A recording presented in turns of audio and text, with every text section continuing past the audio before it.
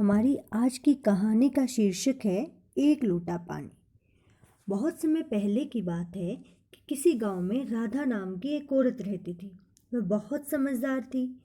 उसके पास एक भेड़ थी जो दूध देती थी। राधा उसमें से कुछ दूध बचा लेती।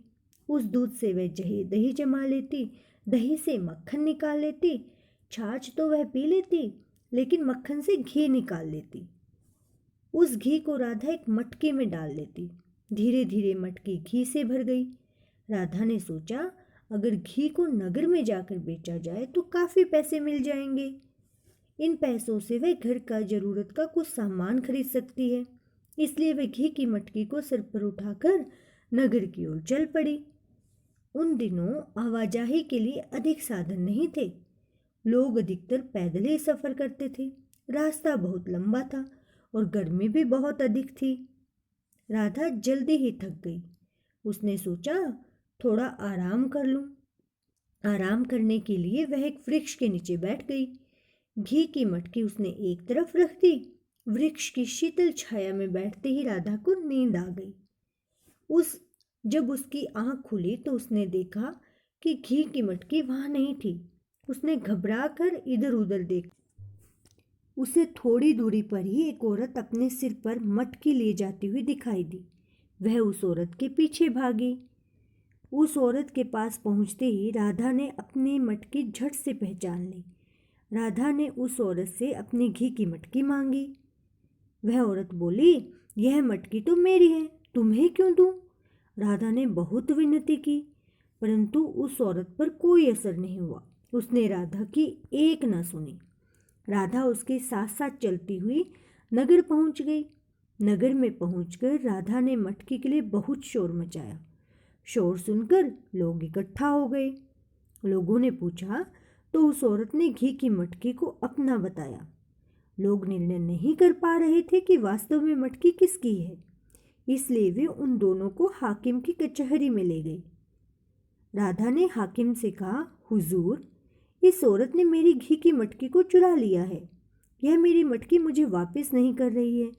कृपया मुझे मेरी मटकी दिलवा दें। हाकिम ने पूछा, तुम्हारे पास ये घी कहाँ से आया और इसने इसे कैसे चुराया? राधा बोली, मेरे पास एक भेड़ है, उसी के दूध से मैंने यह घी जमा किया है। रास्ते में आराम करने के लिए मैं एक पेड़ के नीचे बैठ गई और मुझे नींद आ गई। तभी ये औरत मेरी मटकी लेकर चलती बनी।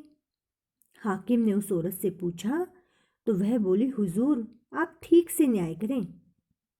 मैंने पिछले महीने एक गाय खरीदी है जो बहुत दूध देती है। मैंने अपनी गाय के दूध से यह घी तैयार किया है। जरा सोचिए कि एक भेड़ रखने वाली औरत एक मटकी घी कैसे तैयार कर सकती है। हाकिम भी दोनों की बात सुनकर दुविधा में पड़ गया।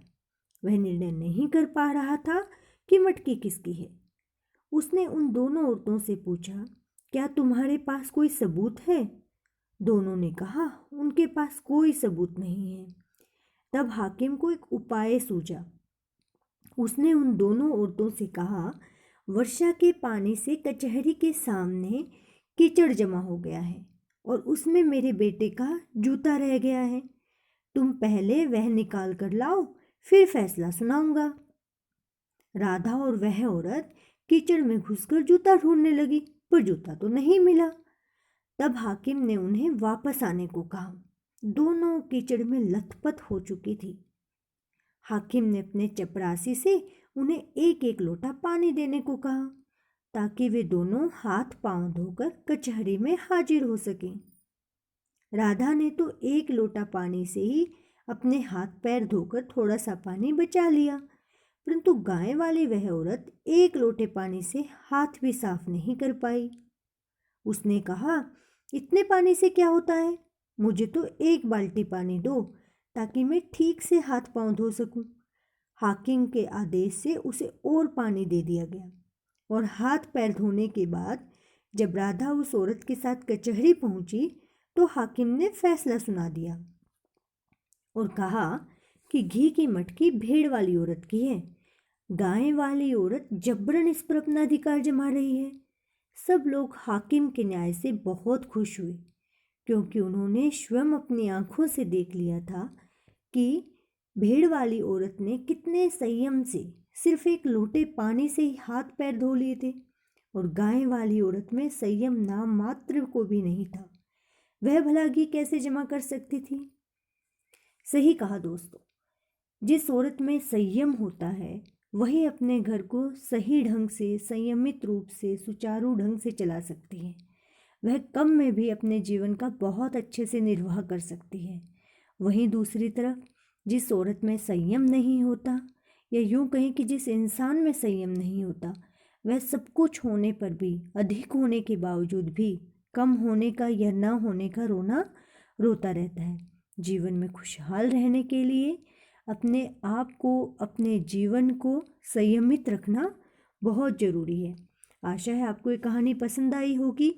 आगे भी इसी तरह की कहानी सुनने के लिए हमारे चैनल को लाइक करें, शेयर करें और सब्सक्राइब करें। धन्यवाद।